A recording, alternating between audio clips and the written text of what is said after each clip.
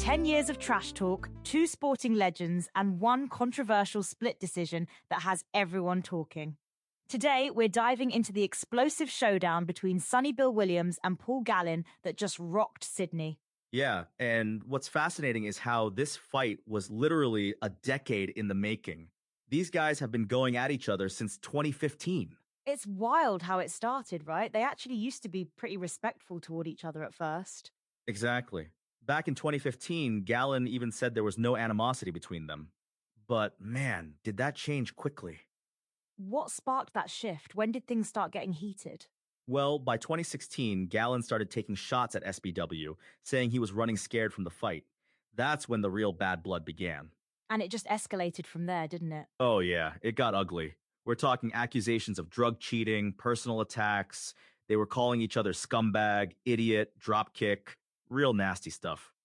Let's talk about their boxing backgrounds. Both came from rugby but took different paths in the ring, right? Yeah, SBW went unbeaten in his first 9 bouts, even claimed the NZPBA heavyweight and WBA international heavyweight titles. And Gallen's record was pretty impressive too, wasn't it? Absolutely. He went 15-2-1 with 8 knockouts. Pretty solid for someone who came to boxing late after his NRL career. You know what's interesting? They both fought Mark Hunt in their last fights before this matchup. Yeah, and with very different results. Hunt knocked out Williams in 2022, while Gallen actually beat Hunt by decision.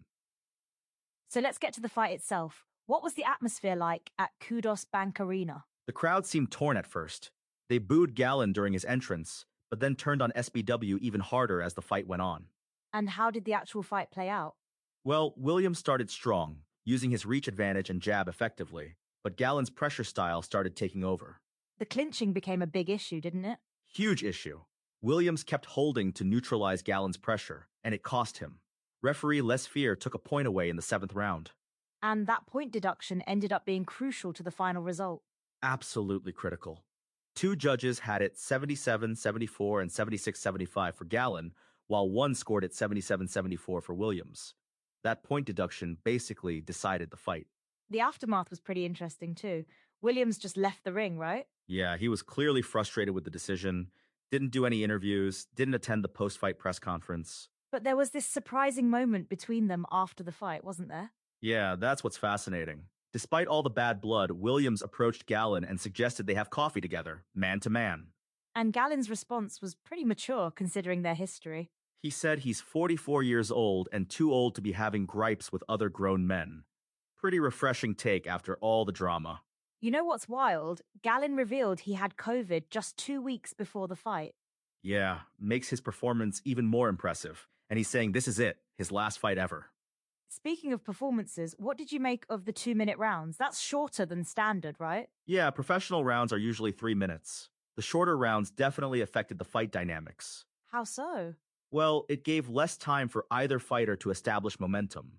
Made it more of a sprint than a marathon.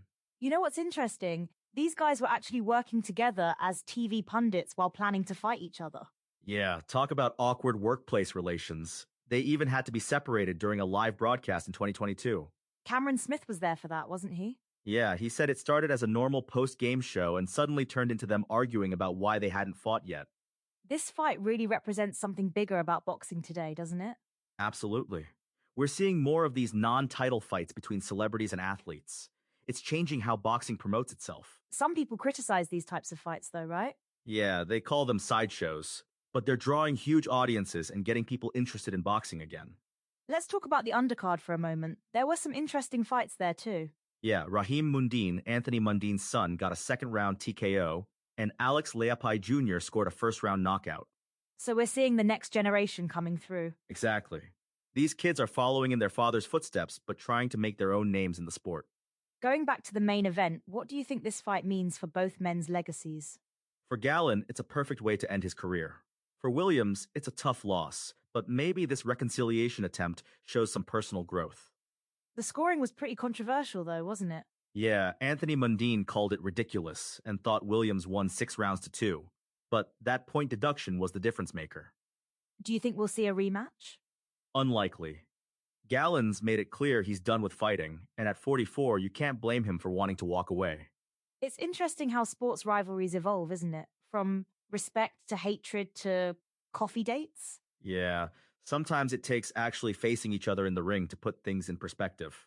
What do you think they'll talk about over that coffee? Probably how they both got caught up in the hype and let a professional rivalry become so personal. Mm. You know what's kind of poetic about this whole thing? What's that? After 10 years of trash talk, it ended not with more insults, but with an invitation to sit down and talk. Yeah, maybe that's the real victory here. Two rivals finally putting their egos aside. And Gallen's quote about being too old for grudges, that really hits home, doesn't it? Absolutely.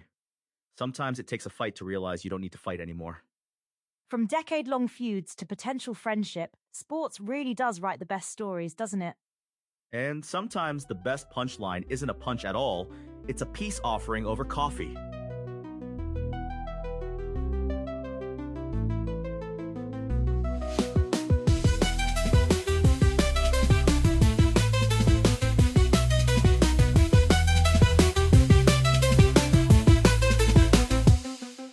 Mad show, let's go, open up your mind and grow.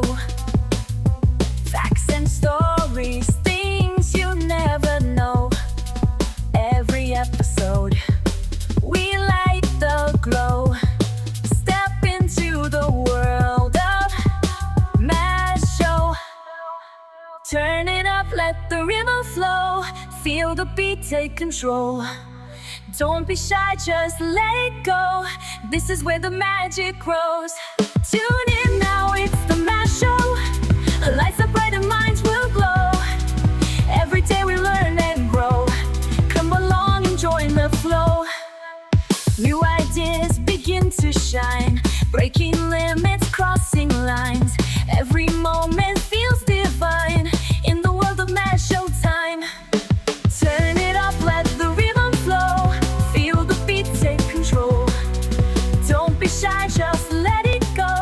This is where the magic grows. Tune in now, it's the Mad Show.